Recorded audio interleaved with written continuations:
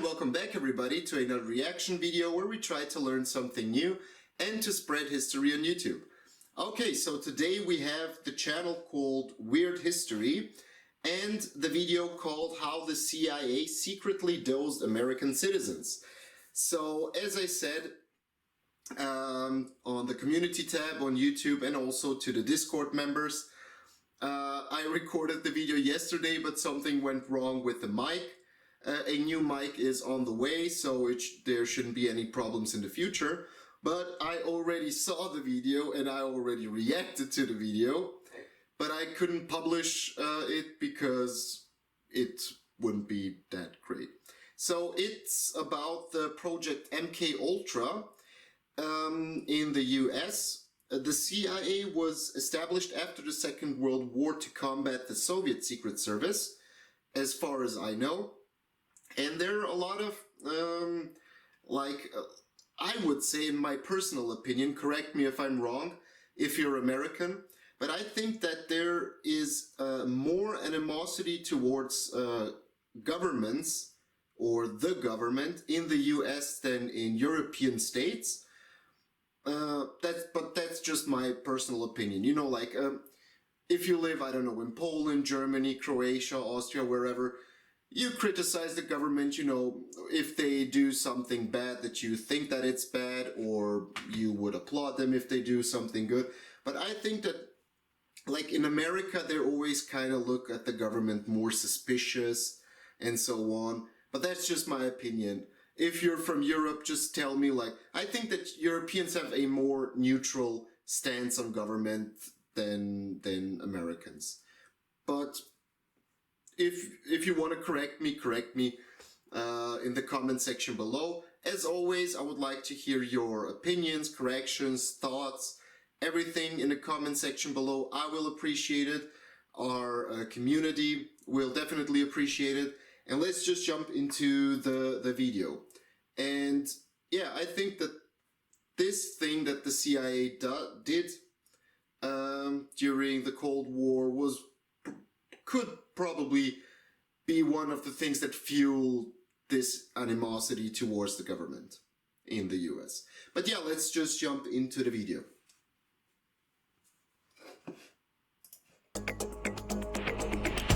A top-secret CIA program designed to figure out how to control people's minds with LSD sounds like something out of the X-Files. But from 1953 to 1973, it was frighteningly real. The stated purpose of Mkultra was to develop a capability in the 1953, Joseph Stalin dies, and you know, after the Second World War, the Cold War starts and everything. And you need to take into account that I think that the CIA was established in 1946 or 47. I'm not sure, but they were established after the Second World War. The covert use of biological and chemical materials.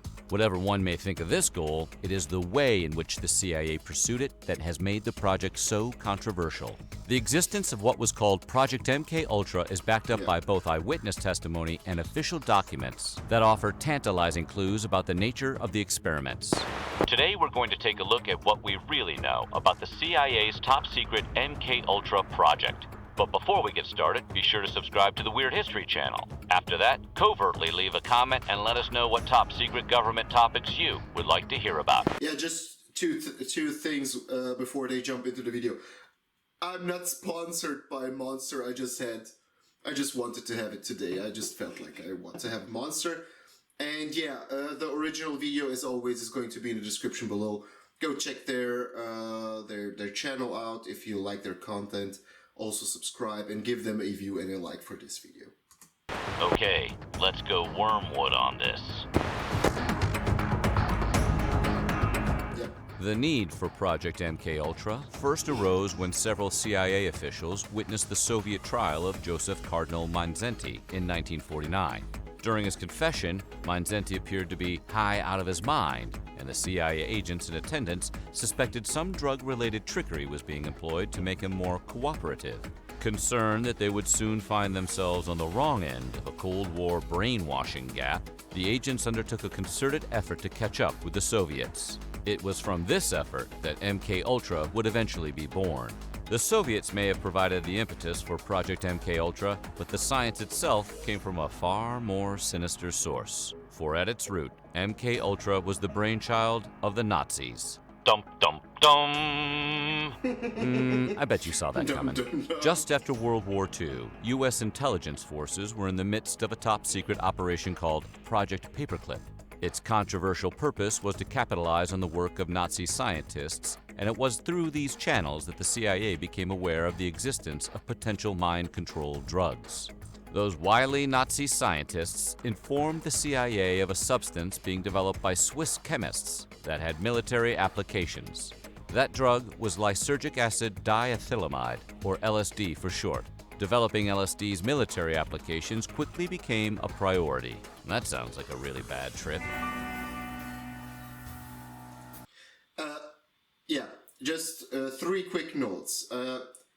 Regarding religion and church in the Soviet Union and in communist states, I'm just going to refer to Yugoslavia, but I think that as far as I read, it was the same thing in the Soviet Union and the you know, like Eastern Bloc countries.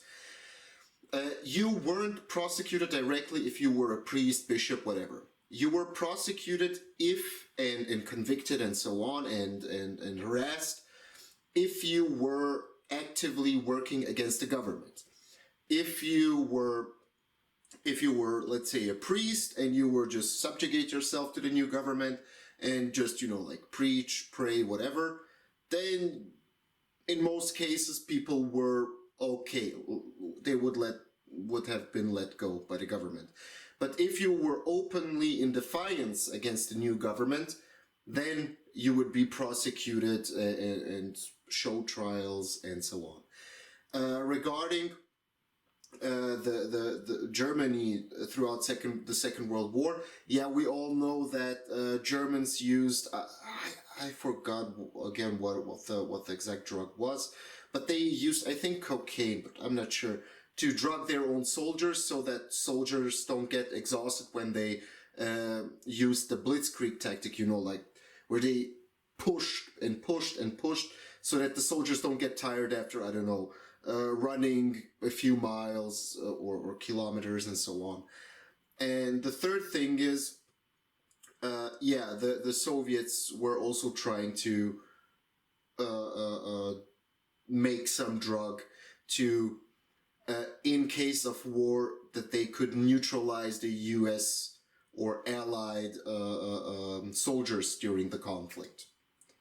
So, yeah. Enlisted magicians. John Mulholland was a highly trained magician who was a friend of the legendary Harry Houdini. At some point, Mulholland was recruited by the U.S. government to help with various aspects of their espionage efforts. Eventually, he wound up helping train agents in the skills they'd need to execute MKUltra for the CIA. Among other things, the magician taught agents how to slip LSD pills into the drinks of unsuspecting subjects. In fact, Mulholland... Just a quick note also on the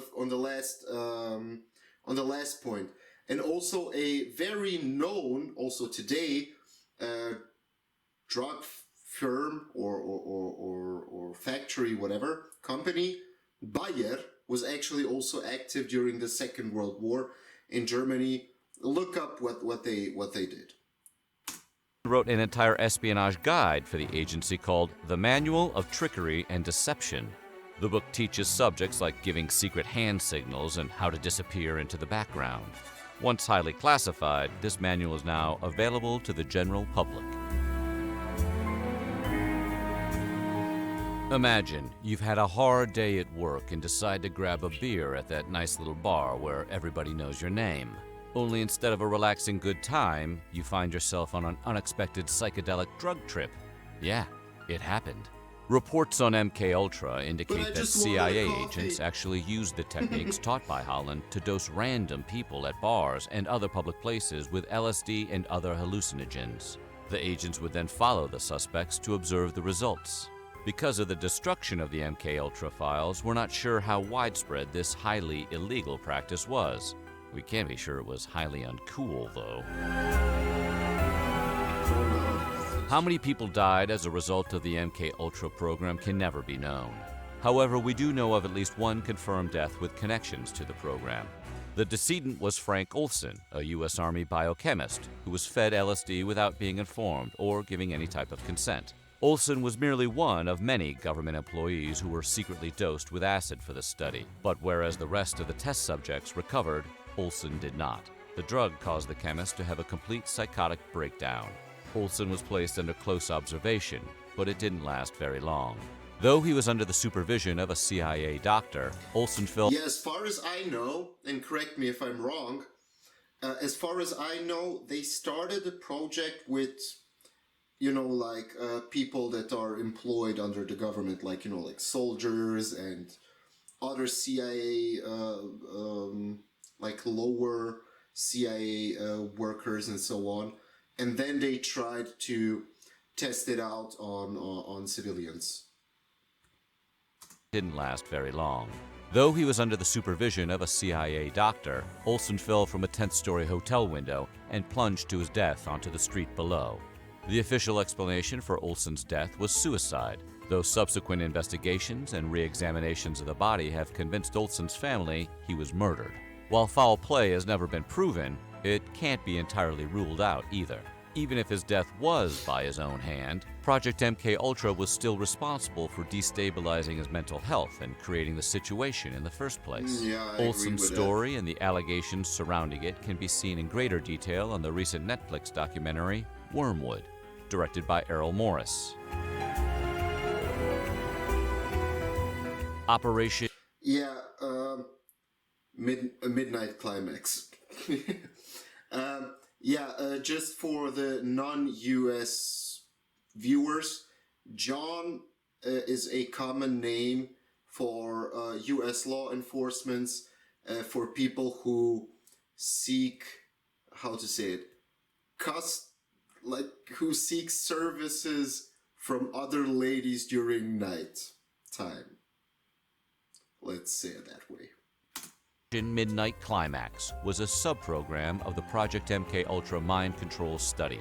If you think the name Midnight Climax sounds like the title of an adult movie, well, you're not too far off. This facet of the program hired ladies of the night to lure their Johns back to a CIA safe house where the men would be secretly dosed. The men were then taken off to have trippy action in rooms with walls that were allegedly covered with images of women in bondage. It has been reported that agents would watch through two-way mirrors and take notes on what they observed while drinking martinis.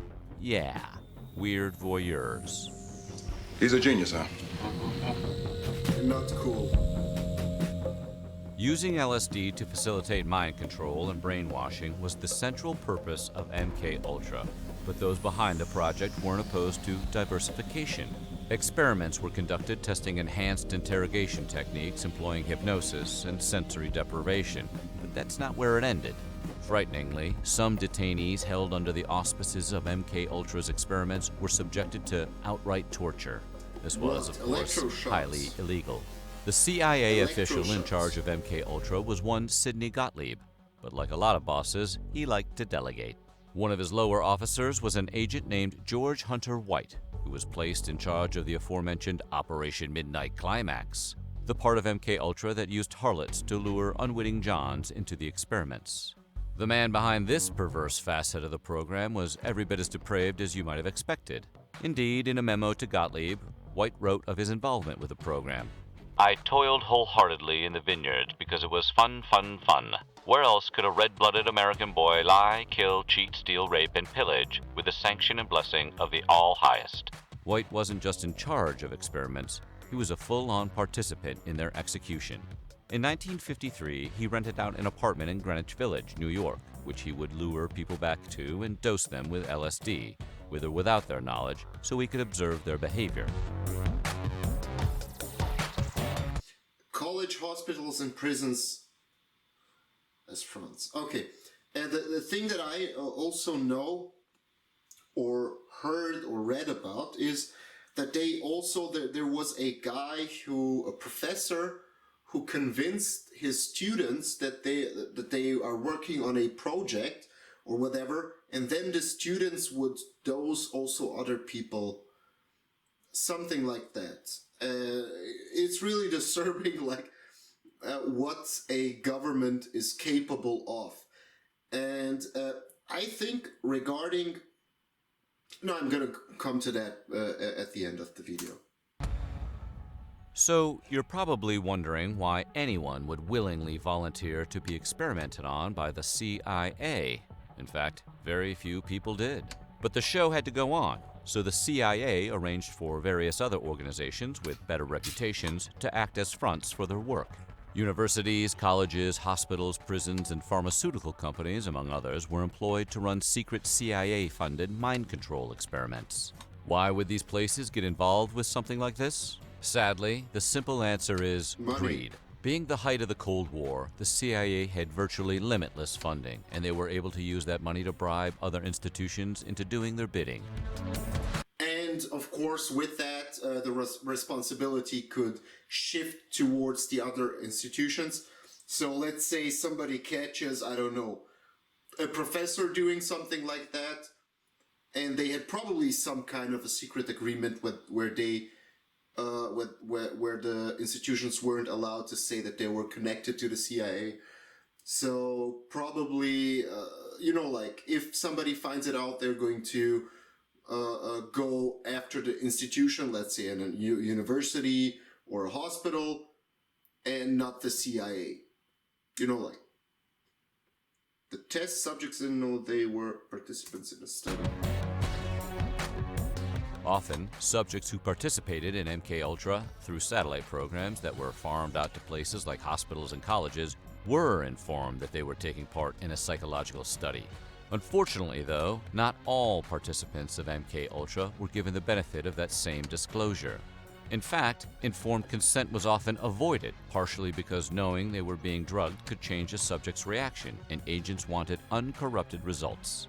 Test subjects often included other CIA agents. Unwitting participants might be given a spiked drink or a morsel of food during a meal and only informed of what they ate after the fact. And you thought your... Yeah, just imagine that. You're a CIA agent and you don't know if a colleague is going to drug you or not. Like, just imagine the psychological, you know, like, you're probably going to get, I don't know, what's the English term, like, paranoid, because of your work environment. Because, you know, like, I know that, I don't know, Steven drugged Peter yesterday, but why am I feeling dizzy today? Wait, Steven? Wait. Like, The workplace was dysfunctional.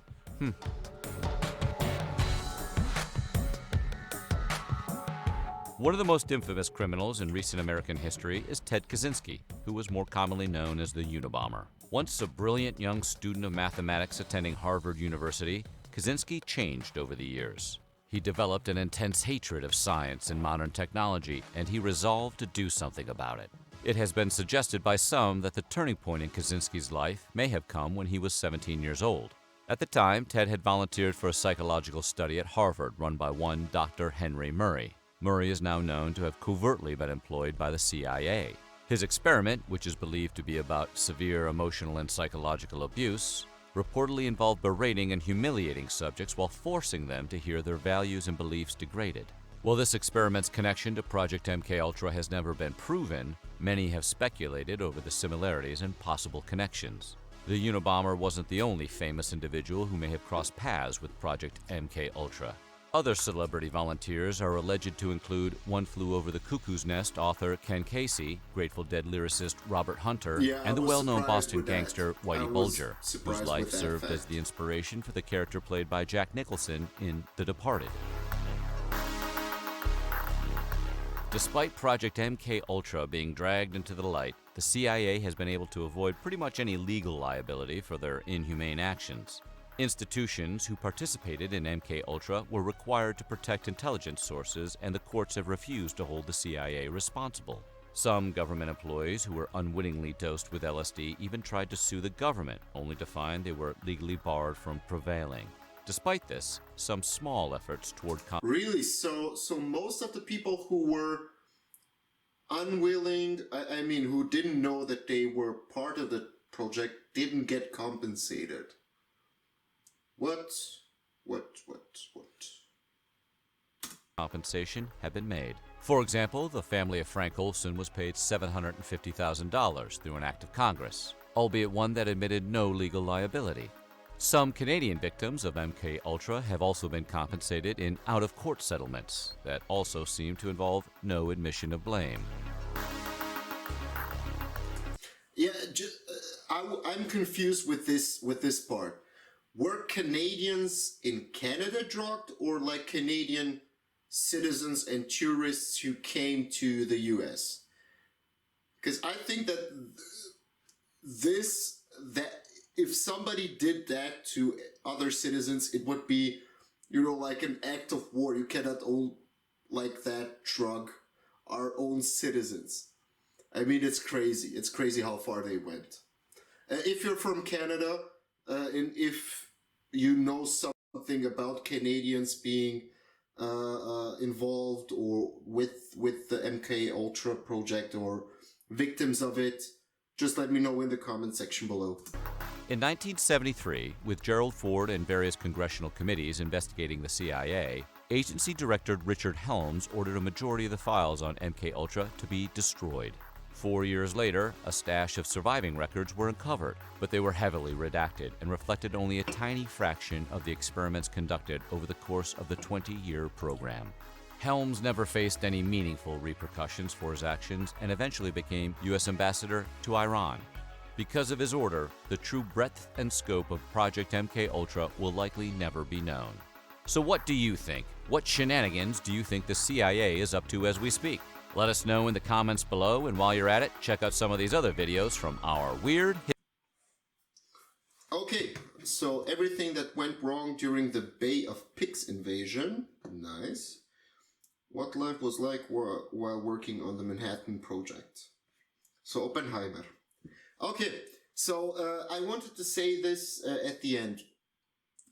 So technically, I understand why the US government would try to find a drug that would work like that. Because I think that the main idea of the project was to find a drug that would neutralize the enemy if a war or a fight breaks out. So I think the main idea was to put in the drug into the water supply system of the Soviets in their military bases and so on. So if a conflict starts, their soldiers would be neutralized.